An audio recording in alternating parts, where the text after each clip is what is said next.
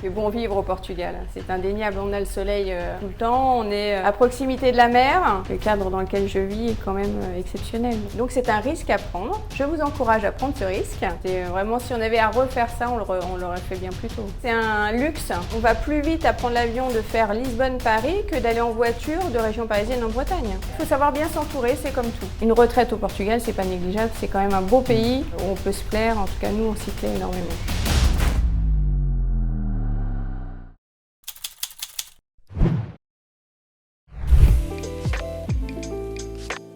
Ça va faire bientôt 5 ans qu'on est installé au Portugal. Ah, c'est bien, oui. Donc 5 ans qu'on a franchi le cap de quitter la région parisienne pour venir s'installer à proximité de Lisbonne. D'accord. En famille? Alors au démarrage, alors avec mon mari bien entendu qui est portugais. Ah, Donc d'accord. c'est un pays qu'on apprécie depuis plus d'une vingtaine d'années et où on venait en vacances au démarrage. Donc c'est un pays qu'on affectionne particulièrement. Et au démarrage en famille, il y a 5 ans, en tout cas avec une partie de la famille, avec notre plus jeune fille, D'accord. qui est rentrée en classe de première. Donc Ah jeune, ouais. mais quand même pas toute petite. Elle parlait portugais? Elle parlait, elle comprend, elle comprenait. Voilà, elle ne parlait pas direct. encore. Ouais, mais première au lycée français, Ah, au lycée puisqu'on savait qu'elle ferait son cursus d'études supérieures en France. D'accord, Donc on a fait le choix de la laisser au lycée français pour faire sa première et sa terminale. d'accord. Donc vous êtes venu en famille, et finalement vous êtes venu parce que votre mari était portugais ou parce que vous aviez marre de quelque chose, envie de quelque chose? Voilà, un peu des deux. On était en région parisienne, donc c'est vrai qu'on était bien installé avec un confort quand même certain, aussi bien matériel que de localisation. Mais c'est vrai qu'on aime le soleil, on aime vivre dans un pays où il fait bon vivre. Donc on s'est dit que le Portugal était un bon compromis. Et le temps passait, ça faisait un certain nombre d'années qu'on y pensait, mais on se dit si on continue comme ça, rien ne va se passer, le Portugal ne va pas venir à nous. Donc on s'est dit qu'il était temps, à 45 ans pour moi et presque 50 ans pour mon conjoint, de donc franchir très le jeune cap. quand même. Oui, tout est relatif, très Oui, jeune. oui, non, jeune. Oui, encore actif, Oui, encore actif et avec une possibilité de deuxième carrière et d'une expatriation active. Vous étiez dans quel domaine l'un et l'autre? Alors l'un et l'autre, on était dans le même domaine d'activité, on était dans le domaine de l'audioprothèse. Donc appareillage de personnes sourdes et malentendantes. Mon mari dans des centres d'audioprothèse, dans l'appareillage et la consultation. Et moi j'étais déjà à mon compte avec un site internet d'accessoires pour personnes sourdes et malentendantes. Donc on s'est connus il y a ça, 25 ans dans ce domaine d'activité. D'accord. Auquel on a été fidèles pendant presque 15 à 20 ans. Et puis, Et venir ici signifie abandonner tout ça ou pas? Non. alors, on a d'abord fait une passation, puisqu'on avait tous les deux nos entreprises respectives en France. Donc mon mari a d'abord continué à faire des allers-retours avec la France pour pouvoir suivre ses laboratoires d'audioprothèse. Moi, j'ai d'abord continué à exploiter mon site, qui était un site internet du Portugal. Et puis à l'époque, je faisais partie donc, pour cette activité-là d'un réseau d'entrepreneuses, donc à Conflans, dans le 78. D'accord. Et j'ai eu la chance, parce que je trouve qu'il n'y a pas de hasard dans la vie, et souvent c'est une histoire de timing et de rencontre. Et dans ce réseau de femmes, en fait, une femme distribuait déjà la marque dont je vais vous parler et à laquelle j'ai rejoint. Et elle m'a dit, écoute, si tu n'as pas de projet professionnel particulier au Portugal, eh bien la marque en question est présente depuis peu de temps au Portugal. Et si le challenge me tentait de développer la commercialisation de cette marque du Portugal pour le Portugal et pour le reste du monde, eh ben, c'était un challenge qu'elle me proposait de relever. Et c'est vrai que quitte à changer de pays, d'environnement, je me suis dit que c'était peut-être l'occasion aussi de changer de domaine d'activité et de me relancer aussi dans une nouvelle activité.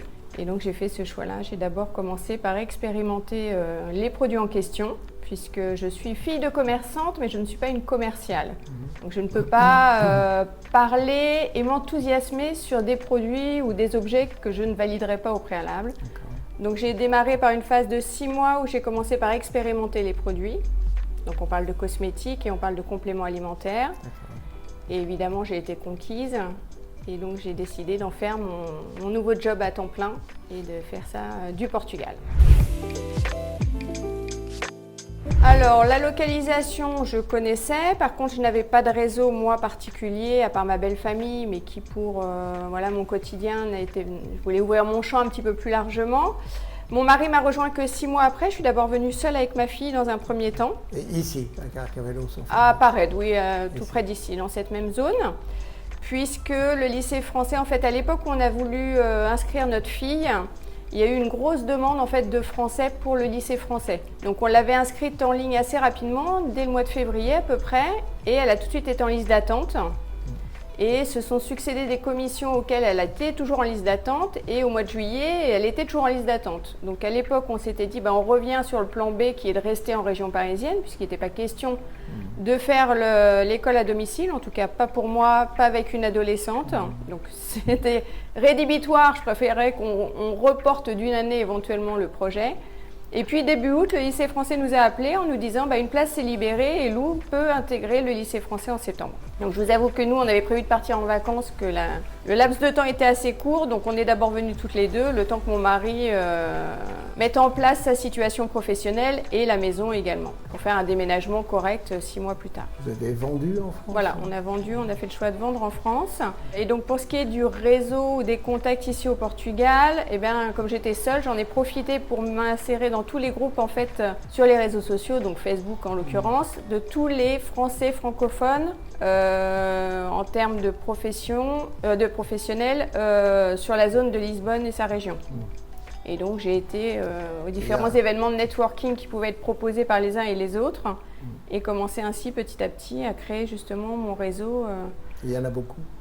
Il y en a quand même un certain nombre et c'est vrai qu'en 5 ans, le nombre a d'autant plus augmenté et surtout de plus de jeunes actifs. C'est vrai que quand on est arrivé, on parlait beaucoup à l'époque de RNH, donc d'intérêt sur les impôts pour les personnes retraitées, ce qui n'était pas du tout notre cas, donc nous n'étions pas concernés, mais c'est vrai qu'on a vu une population qui se rajeunissait en 5 ans et avec beaucoup d'actifs, soit qui travaillaient basés au Portugal avec une clientèle en France. Ça arrive, on a beaucoup de digital nomades qui s'installent sur Lisbonne, donc ils n'ont pas forcément une clientèle que lisboète, ils peuvent avoir de la clientèle en France et travailler donc de façon nomade, entre autres au Portugal, mais aussi beaucoup d'installations, de personnes qui veulent investir aussi dans l'immobilier au Portugal pour pouvoir s'y installer et créer leurs propres entreprises. Donc vraiment, on a vu une évolution un petit peu de la population, en tout cas, qui va plus sur des actifs francophones. Et RNH, évidemment, le statut est toujours intéressant pour les personnes qui le souhaitent, même s'ils ont un petit peu moins d'avantages. Mais voilà, ça reste une possibilité. En tout cas, c'est vrai qu'une retraite au Portugal, c'est pas négligeable. C'est quand même un beau pays où on peut se plaire. En tout cas, nous, on s'y plaît énormément. Je n'ai jamais été, étant jeune, très douée au niveau des langues, donc ça se confirme à presque 50 ans, ça s'est malheureusement pas amélioré. Mais voilà, alors j'ai au démarrage fait le choix du coup de m'entourer et de travailler avec des francophones, puisque c'était plus simple en termes d'échange et de partage. Et puis là justement, là en 2023 va être une année un peu de transition. J'ai évidemment pris des cours en portugais, mais comme toute langue, si la pratique n'est pas faite derrière, l'acquisition est plus difficile.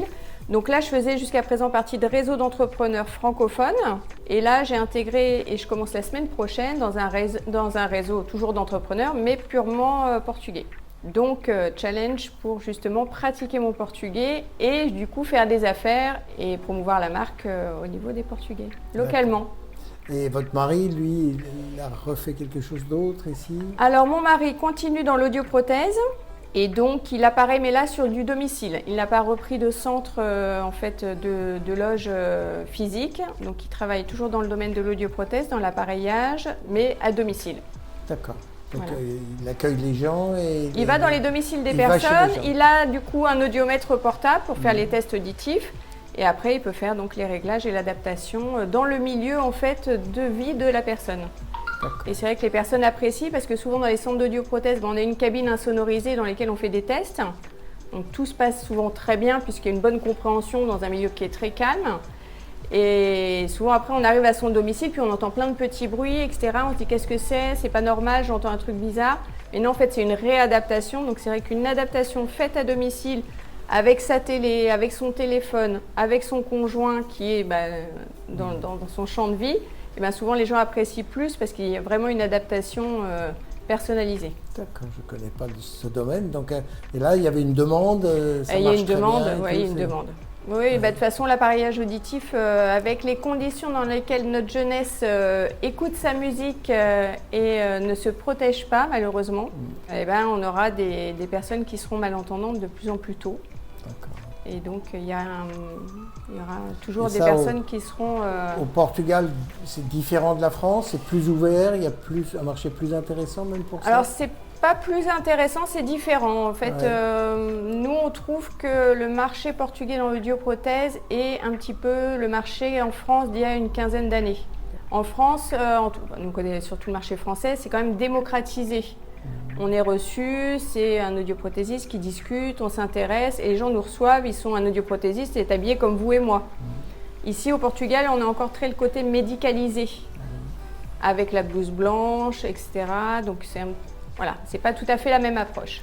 D'accord. Et c'est pas considéré comme une profession médicale ici? Si, aussi, oui. C'est paramédical, c'est paramédical. Il faut un diplôme? Oui, pareil, c'est toujours la même chose. Un diplôme donc français qui Alors pour mon mari, oui, puisqu'il exerce dans son activité propre. Après, les Portugais, je ne sais pas exactement quel est le diplôme qu'ils peuvent avoir. D'accord, mais je veux dire... On est toujours dans le paramédical. Au niveau juridique, il a fallu qu'il fasse une société? Alors pour l'instant, il a encore sa structure en France. D'accord. Donc du coup, puisqu'il a encore son centre d'audioprothèse en France. Donc là, il se fait payer... C'est remboursé, c'est pas remboursé? Alors effectivement, là après, il est associé avec un laboratoire d'audioprothèse portugais qui lui peut faire du coup toute la structure de remboursement, facturation, etc. D'accord. Donc en fait, il est payé par le laboratoire. Il est en prestation de service. Et en France? En France, il a sa structure et au Portugal en prestation de service. D'accord. Ok. Ah, oui. Mais il reste dans un mode fiscal français? Français pour l'instant. Il a préféré? Au démarrage, pour le lancement de l'activité au Portugal, pour voir justement comment ça se passe. Et surtout, il a une clientèle qui est très fidèle en France et qui souhaite qu'il soit suivi par lui. Donc il retourne de temps en temps? Voilà, exactement. D'accord. Ah, ouais. Donc C'est vrai que quand on a trouvé un bon professionnel, les gens ont du mal justement à basculer, surtout dans des sujets qui sont quand même vitaux dans la vie au quotidien, parce que c'est la vue, l'ouïe, c'est quand même essentiel. Donc lui, il a quitté, mais en restant avec un pied exactement, en France. important depuis quelques années quand même. Oui, quand même. Alors qu'il était portugais, qu'il aurait pu... il peut, après on ne sait pas comment ça va évoluer, mais c'est vrai qu'on peut difficilement laisser aussi une conscience aussi professionnelle vis-à-vis des personnes qui sont suivies en France. Alors que vous qui n'êtes pas portugaise, vous avez sauté le pas totalement, vous? Moi j'ai changé complètement d'activité, donc c'est peut-être aussi plus facile. L'audioprothèse, c'est un milieu qui m'a plu pendant un certain nombre d'années, mais voilà, j'avais envie de renouveau. Et puis, sur les dernières années, j'avais donc mon site internet, donc c'est complètement dématérialisé. Donc, j'avais plus de contact direct avec de la clientèle. Donc, c'est quelque chose que j'aime, la relation avec les gens. Donc, me retrouver avec cette nouvelle activité où justement c'est du partage, faire expérimenter, goûter à la marque aux personnes qui sont géographiquement proches de moi. C'est quelque chose qui me plaît bien parce qu'on crée du lien, on crée des affinités. J'ai des clients qui sont des amis maintenant et puis rien de mieux que des clients qui sont contents pour parler de la marque à leur tour et puis faire de la recommandation. Le bon vieux bouche à oreille, c'est ce qui fonctionne le mieux. Alors au Portugal, c'est assez rentré dans les mœurs. C'était beaucoup plus qu'en France. Je trouve que l'image du marketing de réseau en France a quand même une mauvaise image. Souvent, les gens se disent il y a quelque chose qui fonctionne pas ou c'est un petit peu limite, borderline. Alors qu'au Portugal, c'est complètement dans les mœurs. Les gens ont souvent plusieurs activités, puisque malheureusement pour les Portugais, leur salaire minimum est assez bas. Donc pour avoir une qualité de vie à peu près correcte, pour au moins payer toutes leurs charges, et bien avoir une seconde activité type marketing de réseau, quel qu'il soit, puisque ça peut être divers produits, peut venir complémenter une partie fixe, entre guillemets, d'un job un peu alimentaire. Tandis qu'en France, je ne sais pas pourquoi les gens ont une mauvaise idée comme ça du marketing de réseau, puisque comme je vous le disais, c'est tout bêtement du bouche à oreille. Donc on est tous indépendants, mais on est quand même accompagnés par une marque, en tout cas celle dont je vais vous parler aujourd'hui, puisque je ne connais pas tous les marketing de réseau. Mais en tout cas, on est accompagné par la marque et on est surtout accompagné par les personnes qui nous ont elles-mêmes parlé du projet et qui sont d'abord passées par là où on passe quand on démarre. Donc on a leur antériorité, on bénéficie de leur expérience pour nous pouvoir accélérer et aller plus vite dans le développement de notre propre entreprise. Et là, vous êtes parrainé par un Portugais, une Portugaise? Une Française, Une puisque Française. elle faisait partie de mon réseau, comme je vous le disais, d'entrepreneuses en région parisienne. D'accord. Voilà. Et Donc donc elle m'a exposé le projet voilà. juste une semaine avant que je parte, Ouais. en me disant, bah écoute, si tu cherches une opportunité professionnelle au Portugal, je t'explique le business model. Donc il m'a tout de suite parlé, puisque j'avais moi-même créé de toutes pièces un site internet. Donc je connaissais le prix du développement d'un site, je connaissais le prix de l'hébergement d'un site, je connaissais le fait d'immobiliser de l'argent pour faire son stock. Ouais. Je gérais moi-même les appels clients, les expéditions, le SAV et les appels téléphoniques. D'accord. Tout ça avait un coût et là on me proposait une activité professionnelle, le site internet était mis à ma disposition, une application mobile également, la marque livre dans 50 pays et il s'occupe du SAV et pour un investissement zéro au démarrage. D'accord. Donc je lui ai dit, c'est du pain béni. Je lui ai dit, voilà, donc 6 mois après derrière je valide les produits. Mais je dis, écoute, moi, il n'y a pas de limite. C'est pas limité au Portugal. C'est pas du tout limité au Portugal. En fait, c'est un laboratoire qui est américain, qui a fait cette année les 40 ans d'existence, donc qui est pérenne sur le marché et qui est présent dans 50 pays.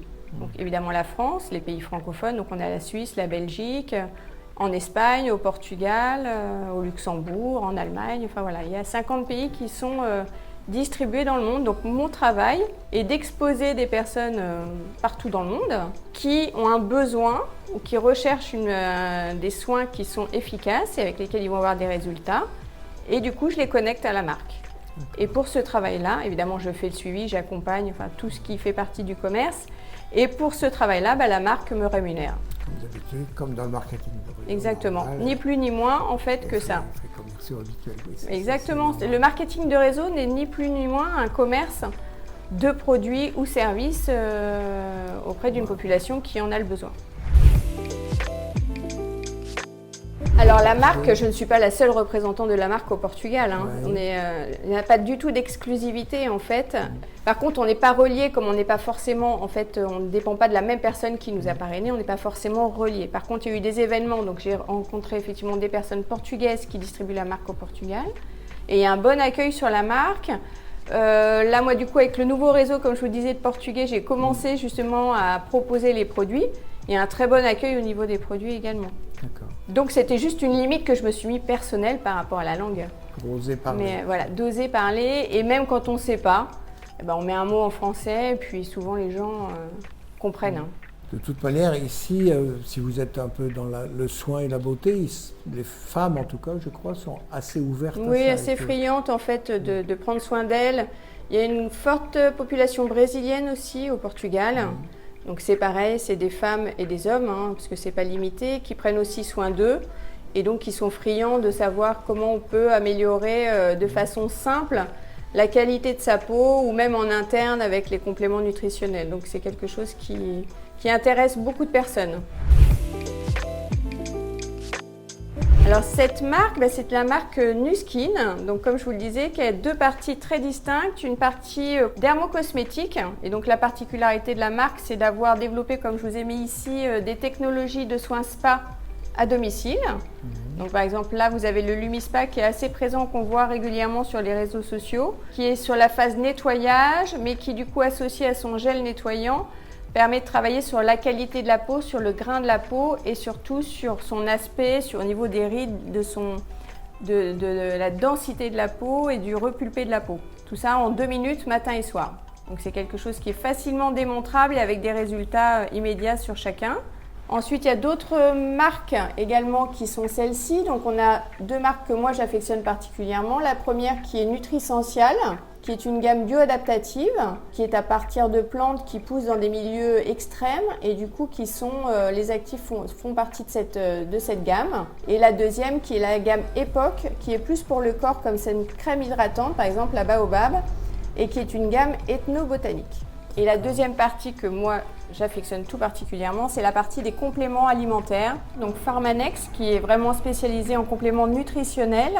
Et en fait, c'est prendre soin de soi de l'intérieur pour avoir des résultats à l'extérieur. C'est pour bien vieillir en santé et en beauté. Et donc particulièrement cette petite unidose qui est une dose de collagène.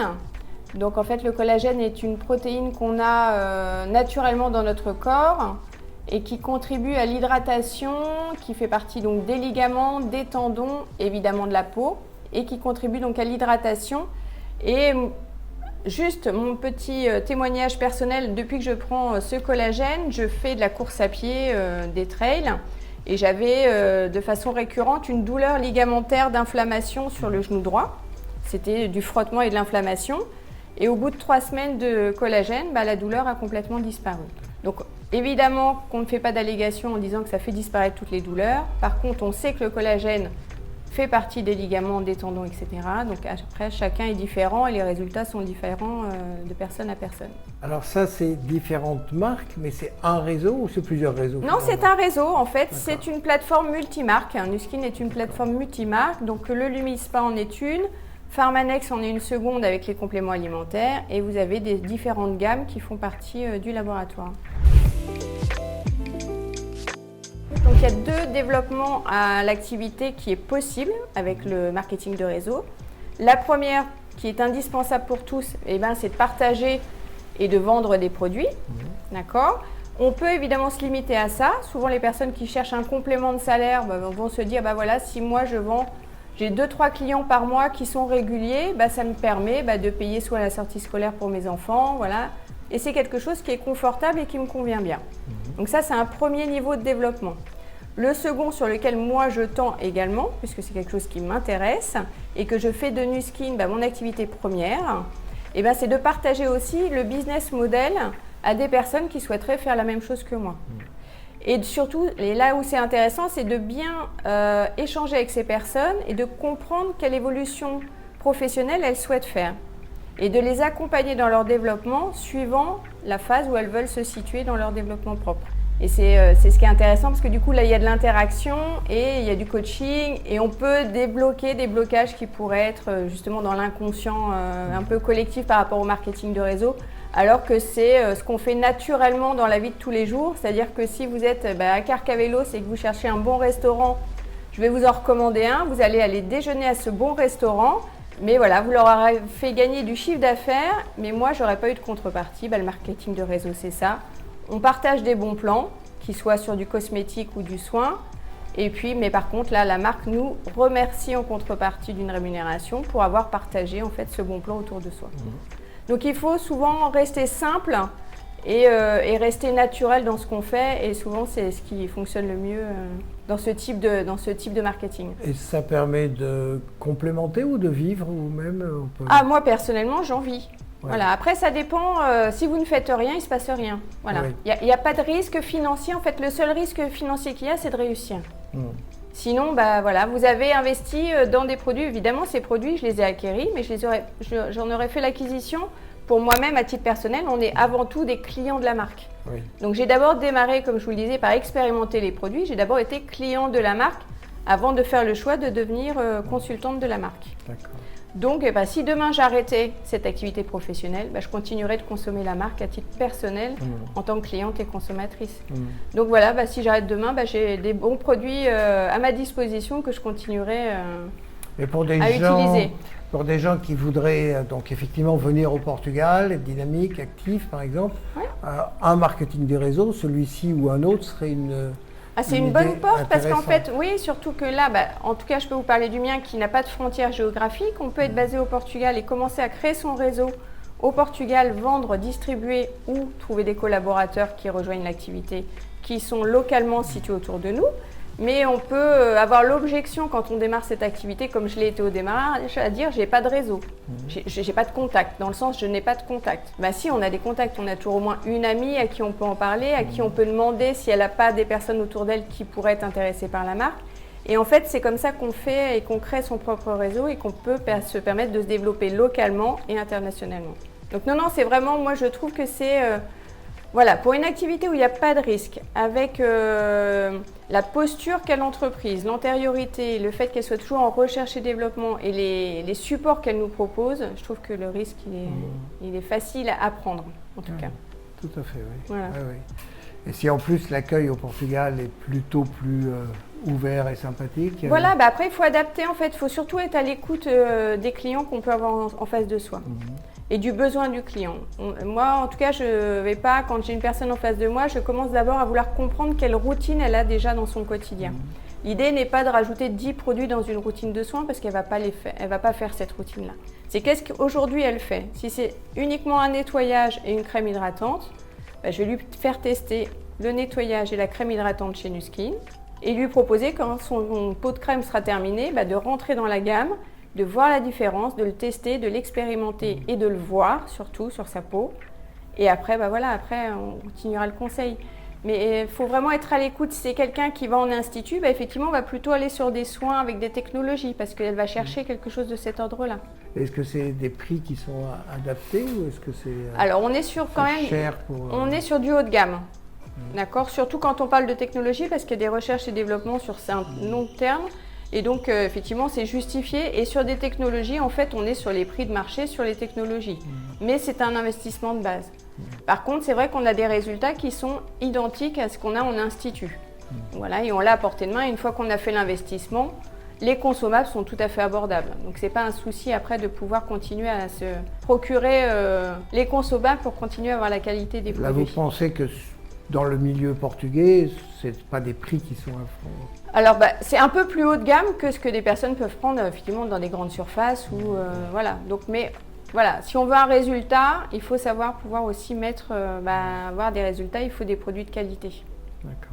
Mais Nuskin, ayant fait le choix de passer par du marketing de réseau, préfère mettre dans ses pots la qualité des produits et ses actifs plutôt que de payer soit des enseignes, soit de la publicité, et préfère passer par la recommandation.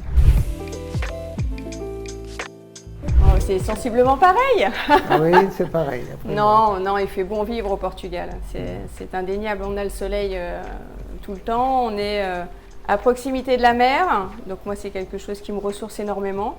C'est vrai qu'en région parisienne, on pouvait se dire on travaille toute l'année pour avoir 5 ou 6 semaines de vacances et pouvoir s'évader sur cette période-là. Moi, depuis que je suis ici, je ne ressens pas du tout le besoin de partir en vacances. Le cadre dans lequel je vis est quand même exceptionnel. Donc, on est à un quart d'heure à pied de la plage et on est à 20 minutes en transport du centre de Lisbonne, donc d'une agglomération, d'une capitale qui est à portée de pied, portée de train. Donc c'est un luxe. Mais par contre, quand des amis me disent, quand je publie une photo où il fait beau, où il y a la mer, ils me disent quelle chance tu as. Eh bien non, c'est pas une chance en fait, c'est qu'on a su saisir une opportunité, enfin on s'est créé une opportunité et on est redémarré à zéro parce que ce soit du marketing de réseau ou une autre activité, on redémarre de zéro. Donc il faut créer son activité. Donc on a fait une concession financière au démarrage, évidemment, qu'on ne pouvait pas avoir en démarrant une activité professionnelle, un salaire qui était déjà établi en partant de France. Donc c'est un risque à prendre. Je vous encourage à prendre ce risque, mais il faut être patient, il faut être en action et puis être convaincu de ce qu'on fait. C'était dangereux? Non. C'était vraiment, si on avait à refaire ça, on l'aurait fait bien plus tôt. Oui, nous aussi. Oui. Ouais. Mais bon, en tout cas, il ne faut rien regretter. On l'a fait, c'est déjà... Après, le Portugal d'autrefois, c'était pas le Portugal d'aujourd'hui. Oui, bien sûr, ça a bien changé. Nous, on a connu le Portugal, c'était les escudos, donc on en est bien loin. Même en termes de prix, que ce soit dans l'immobilier, que ce soit même dans les restaurants, on a connu où c'était vraiment une bouchée de pain. Donc les choses évoluent, voilà. Alors ils évoluent comment? C'est plus cher maintenant? C'est bien plus cher. Oui. Effectivement. Alors évidemment, je pense que pour des investisseurs étrangers ou parisiens ou français ou d'autres pays, américains, il y a beaucoup d'Américains qui viennent également, l'immobilier reste très accessible quand même pour une capitale européenne, pour être en bord de mer, effectivement, ça reste moins cher que la Côte d'Azur par exemple si on fait une comparaison. Par contre, en 10 ans, les prix de l'immobilier ont flambé. Oui. Ici, vous avez acheté il y a 5 ans? C'est acheté ou pas? Non. Alors non, on est en location ici. Oui, d'accord. Oui, on est en location. C'est des locations chères ici, c'est quand même... c'est l'offre et la demande, c'est pareil. Comme il y a eu beaucoup sur Lisbonne et sa région, alors je ne peux pas parler de tout le territoire parce que je ne connais pas, mais il y a eu beaucoup d'investissements pour faire de la rentabilité en Airbnb, entre autres, en tout cas avec cette plateforme-là. La location longue durée s'est faite rare. Et il y a quand même une demande, parce que je vous disais en tout cas des Français s'installer pour être actifs et vivre à Lisbonne, entre autres, avaient besoin de location longue durée et pas du saisonnier. Donc là, la ville a enfin pris des mesures pour limiter les débordements avec les Airbnb, mais il y a quand même une demande qui est très forte aussi avant que les gens fassent le choix de faire une acquisition. Mais il y a toujours une phase de transition et même les locaux, de toute façon, ont besoin de logements en longue durée. Aujourd'hui, c'est un vrai filon, l'investissement pour de la location longue durée au Portugal. C'est énorme, les rentabilités. Donc, bon, ça a des travers aussi d'avoir attiré comme ça beaucoup d'étrangers à venir investir. Donc là, le RNH et puis le Golden Visa qui a aussi été présent sur le territoire portugais, au choix du terrain, comme les Portugais ont décidé, en tout cas le gouvernement. Voilà, ça a des travers aussi, ça a des intérêts et des travers comme toute décision. Ça s'est bien modernisé, ça attire aussi beaucoup de start-up, si on parle du côté professionnel. Donc il y a beaucoup d'évolutions, ils font des web summits, ils sont quand même très actifs sur tout ce qui est internet, sur le web. Ça attire beaucoup de jeunes, aussi de jeunes actifs, donc qui ont beaucoup d'idées, donc ça c'est bien. Ça renouvelle un petit peu ce qui était habituellement au Portugal. Donc oui, non, c'est très agréable, on trouve tout, évidemment, il n'y a rien à dire, on n'a besoin de rien d'autre, c'est parfait. Non, mais en logistique, les autoroutes sont partout, mais oui, désertes, tout est, un peu cher, mais désertes. Oui. Non, au niveau des infrastructures, c'est parfait. Enfin, je veux dire, rien ne nous manque, clairement. L'Internet est de très bon débit partout. Oui, non, mais les infrastructures sont bien. On a tous les produits qu'on veut, on est livré s'il le faut. Oui, et on est à 2h30 de Paris. On va plus vite à prendre l'avion de faire Lisbonne-Paris que d'aller en voiture de région parisienne en Bretagne. Donc on peut comprendre que certains, après la pandémie, aient aussi fait le choix de se délocaliser physiquement aussi au Portugal. Surtout s'ils pouvaient travailler exactement, à distance, en distanciel. Les gens sont en recherche de nouvelles manières de travailler. Donc vous avez aussi une grande population de nouvelles personnes. Oui, il y a quand même, ça brasse. Il y a des personnes qui vont partir. Je parle toujours de la communauté française, parce que c'est celle après au niveau portugais ou autre nationalité. Américain, je peux pas vous dire. Voilà, c'est énorme. Je sais qu'il y a eu un gros afflux parce qu'effectivement, dans les entrepreneurs avec lesquels j'évolue, il y a aussi des gens qui sont dans l'immobilier, évidemment, qui aident à l'installation aussi.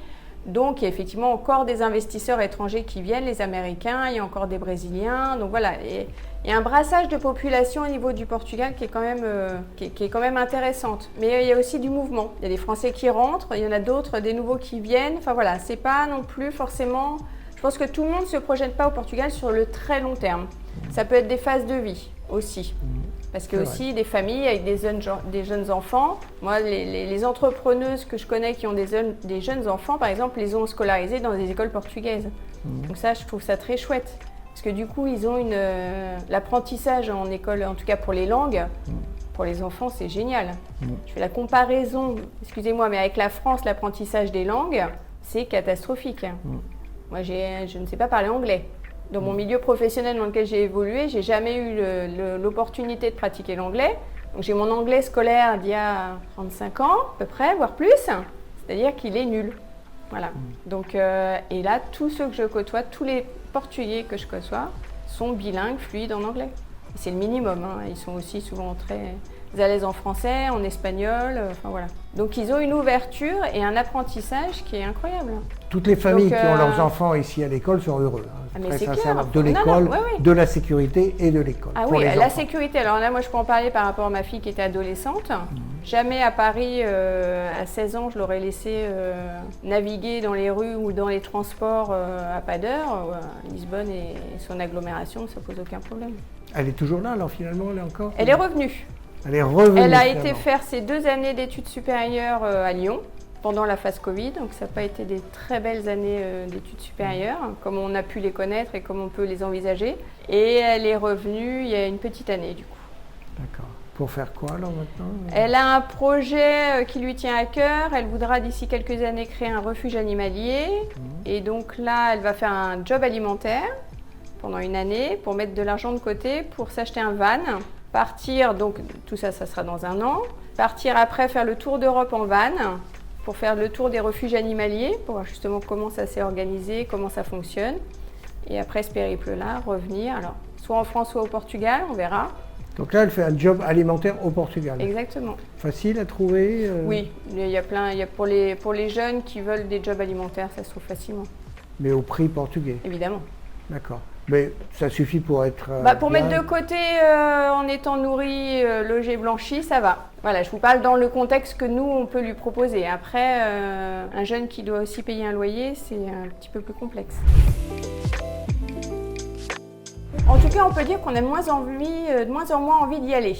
En France. Voilà, en France.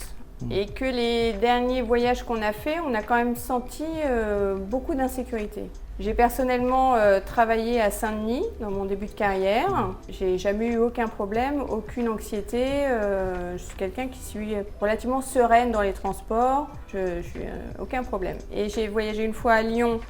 Un pickpocket a failli me prendre dans mon sac directement. Heureusement que mon mari avait vu l'action commencer à se faire. Voyager dans les transports un peu tard en région parisienne, j'ai senti un climat, alors peut-être à tort, hein, c'est mon sentiment en tout cas.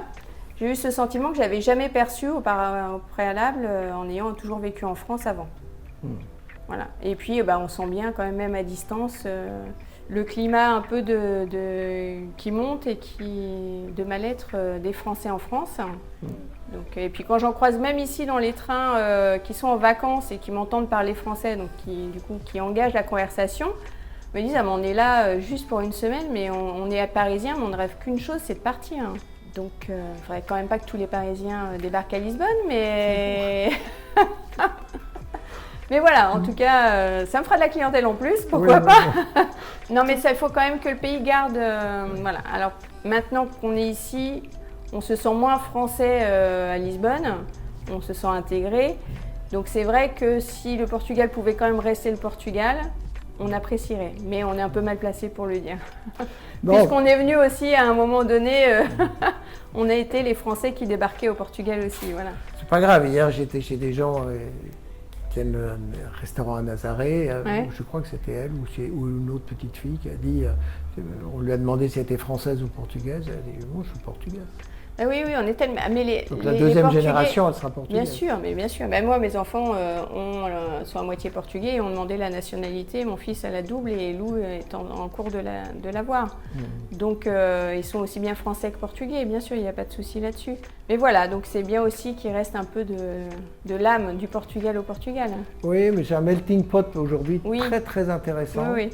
Moi, je trouve que ça a des aspects de la Californie d'avant, des trucs dans lesquels il y a beaucoup de nouvelles personnes qui viennent avec plein d'idées, un beau climat. Il ne faut pas essayer de changer le Portugal. Il faut venir en étant ce qu'on est, mais il faut aussi s'adapter au pays tel qu'il est.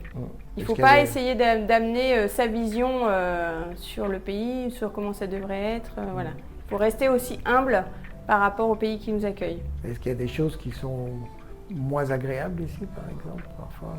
Moins agréable, il ne faut pas avoir trop à faire à l'administration, voilà, mais sinon tout est agréable. Voilà, mais ça a des travers, voilà, ça ne peut pas fonctionner comme il n'y a pas de monde idéal. Donc, D'ailleurs, vous, la forme juridique pour ici, c'est quoi pour vous ? Moi je suis en auto-entrepreneuse. Ici ? Oui. Portugaise ? Oui. D'accord. Voilà, c'est facile, c'est simple et tout. Oui, une fois qu'on est accompagné, de toute façon au départ il y a le NIF à faire, voilà, il y a des documents à faire. Moi je conseille de se faire accompagner. Voilà, par une avocate ou un avocat qui connaît bien le fonctionnement. Ça va plus vite, puisqu'effectivement, ils ont les accès directs aux finances, etc., aux structures. On est sécurisé, et puis voilà, ça évite de se tromper, de revenir. Parce qu'après, voilà, une fois qu'il y a un petit grain de sable, ça peut être un petit peu long et un petit peu fastidieux. Donc autant se dire, voilà, on prend un professionnel qui connaît le fonctionnement, les rouages, on est serein. Certes, on va payer ce professionnel, mais c'est tout à fait normal, puisque c'est lui qui va faire toutes les démarches. Et il a ses années d'expertise derrière lui qui justifient ça, un accompagnement. Et voilà, je pense que c'est la façon la plus simple, en tout cas, de s'installer au démarrage, pour avoir tous les documents et surtout les faire dans l'ordre. Et fiscalement, le régime d'auto-entrepreneur, avec ce que vous gagnez? Oui, c'est simple. Oui, voilà, après, c'est pareil, au niveau de la structure de l'entreprise, si besoin, il faut prendre un comptable aussi. Et puis, tout est fait sur les portails, les professionnels font leur travail, donc c'est simple. C'est simple quand il faut savoir bien s'entourer, c'est comme tout. Et puis surtout pas hésiter à poser des questions et à s'intéresser. Et quand on a un doute, on va voir les personnes qualifiées pour pouvoir lever ce doute et pouvoir avancer justement dans son développement.